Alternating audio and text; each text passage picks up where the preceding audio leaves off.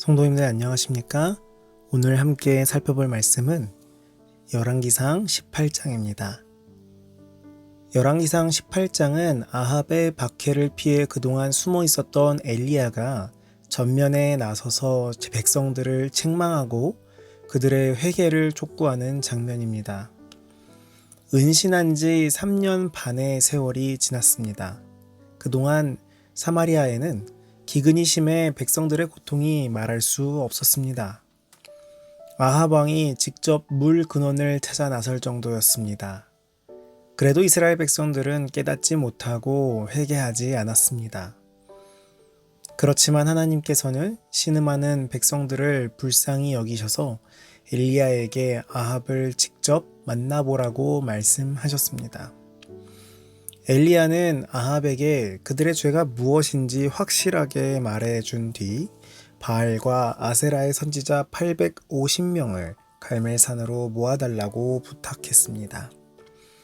엘리야는 갈멜산에 제단을 쌓고 바알의 선지자들과 대결하였고 하늘에서 불이 내려오는 하나님의 직접적인 응답을 받고 승리하게 되며 드디어 3년 반 동안의 가뭄이 끝나게 됩니다. 너는 가서 아합에게 보이라. 내가 비를 지면에 내리리라. 가뭄이 시작되어 마칠 때까지는 3년 6개월이 걸렸습니다. 여기서 3년이란 사르밧 과부에게 온 이후부터 계산한 것입니다. 그동안 아합 왕은 엘리야를 백방으로 찾았으나 허사였습니다. 3년 6개월 전 엘리야는 하나님의 지시를 받아 아합 왕에게 가뭄을 선언하였습니다. 이제 선지자는 가서 왕에게 가뭄이 끝날 것이라는 하나님의 말씀을 전달하라는 명령을 받았습니다. 3년 반이라는 세월이 흘러 백성들의 고통이 극심했으며 이제는 백성들도 바알의 거짓을 깨닫기에 적당한 시간이 되었습니다. 엘리야는 아합에게 가면 자신의 생명이 위태로울 것을 알았지만 하나님의 말씀에 즉각 순종하였고 하나님이 자신을 지켜줄 것을 믿었습니다. 4절에 이세벨이 여호와의 선지자들을 멸할 때에 오바댜가 선지자 100명을 가지고 50명씩 굴에 숨기고 떡과 물을 먹였더라. 누가 선지자들을 멸하려고 하였습니까? 이세벨이 선지자들을 멸하려고 했습니다. 여기서 우리는 하나님을 경외하는 백성과 선지자들이 그동안 얼마나 극심한 박해를 당했으며 누가 그 일에 주도적인 역할을 했는지를 알게 됩니다. 하늘이 닫히고 비가 내리지 않을 것이라는 엘리야의 기별을 듣고 격분한 이세벨은 선지자 엘리야뿐 아니라 여호와를 섬기는 일에 그와 연합한 모든 자를 죽이기로 결심했습니다. 하나님을 경외하는 국내 대신 오바댜는 굴 속에 100명의 선지자를 숨겨 그들의 목숨을 살렸습니다. 오바댜가 100명의 선지자를 보호한 사실을 보면서 우리는 무엇을 깨달을 수 있을까요? 오바댜가 이세벨의 명령을 어기고 100명이나 되는 선지자를 보호한 것은 목숨을 건 믿음의 행동이었습니다. 또한 죽음을 두려워하지 않는 하나님의 선지자가 100명이나 있었다는 사실들로 미루어 볼 때 아무리 바알 숭배가 극심했어도 하나님께 충성스러운 사람이 여전히 많이 남아 있었음을 알 수 있습니다. 실망한 엘리야가 여호와의 선지자 중 나만 홀로 남았다라고 말했으나 하나님께서는 아직도 신실한 사람이 7,000명이나 있다고 대답하셨습니다. 오늘날도 마찬가지입니다. 세상이 타락하고 세속화되어 신실한 하나님의 백성들을 보기 힘든 것처럼 보이지만 하나님께서는 이름 없이 충성하는 남은 백성들을 이곳저곳에 보호하고 계십니다. 나는 과연 그 남은 무리 중에 들어있나 다시 한번 생각해 보아야 합니다. 7절에 오바댜가 길에 있을 때에 엘리야가 그를 만난지라 그가 알아보고 엎드려 말하되 내 주 엘리야여 당신이시니까. 오바댜는 높은 지위에 있는 사람이었습니다. 그런데 이 오바댜가 엘리야를 만나자 어떤 태도를 취합니까? 그는 엘리야를 만나자 엎드려 절하고 내 주 엘리야라고 불렀습니다. 선지자 앞에서 취한 오바댜의 겸비한 자세가 돋보이는 구절입니다. 그것은 엘리야라는 사람을 향해서가 아니라 하나님을 향한 경외심에서 나온 것이었습니다. 오바댜는 나라의 최고 관리 중 한 사람이었지만 여호와의 사자 앞에서 자신을 종으로 여겼습니다. 신약 사도행전 10장에 보면 로마의 백부장 고넬료도 식민지의 한 어부에 불과한 베드로의 발 앞에 엎드림을 우리는 말씀을 통해 살펴볼 수가 있습니다. 17절에 엘리야를 볼 때에 아합이 그에게 이르되 이스라엘을 괴롭게 하는 자여 너냐. 아합은 이 엘리야를 무엇이라고 불렀습니까? 괴롭게 하는 자, 이스라엘을 괴롭게 하는 자라고 불렀습니다.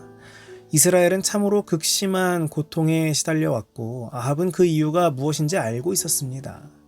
그럼에도 불구하고 아합은 나라에 임한 저주의 탓을 엘리야에게 돌리려 하였습니다. 죄의 가장 큰 해악 중 하나는 항상 그것이 문제의 핵심을 미궁에 빠뜨리고 죄 때문에 야기된 불행을 책임지려 하지 않고 심지어 인간의 재앙에 대한 책임이 악보다는 의에 있는 것처럼 보이게 하려는 것에 있습니다. 엘리야는 아합에게 이스라엘을 괴로움에 빠뜨리는 사람은 당신과 당신의 아버지의 집이라고 담대히 선언했습니다. 재판석에 앉은 이는 엘리야이고 피고석에 서 있는 이는 왕이었던 것입니다. 문제의 해결을 위하여 엘리야가 아합에게 요청한 것은 무엇이었습니까? 19절입니다. 그런즉 사람을 보내 온 이스라엘과 이세벨의 상에서 먹는 바알의 선지자 450명과 아세라의 선지자 400명을 갈멜산으로 모아 나에게로 나아오게 하소서. 갈멜산은 9km 정도 뻗어 있는 작은 산맥으로 북서쪽에 갑이 지중해 방향으로 돌출되어 있습니다. 이 산의 높이는 갑 쪽으로 약 168m, 동남쪽으로 약 518m입니다. 이런 지형 때문에 지중해 에스드렐론과 사론 평원 그리고 사마리아의 대부분의 아름다운 경관을 바라볼 수 있는 곳이 바로 이 갈멜산이었습니다. 21절에 엘리야가 모든 백성에게 가까이 나아가 이르되 너희가 어느 때까지 둘 사이에서 머뭇머뭇하려느냐. 여호와가 만일 하나님이면 그를 따르고 바알이 만일 하나님이면 그를 따를지니라 하니 백성이 말 한마디도 대답하지 아니하는지라. 엘리야가 갈멜산에서 백성들에게 외친 기별은 무엇입니까? 둘 중에 분명히 한 곳을 고르라는 것입니다. 정확하게 얘기하면 하나님을 고르라라는 이 선택을 종용했던 것이죠. 어느 한 곳을 고르라는 이 엘리야의 절규는 오늘날 우리에게도 하시는 엄숙한 말씀입니다.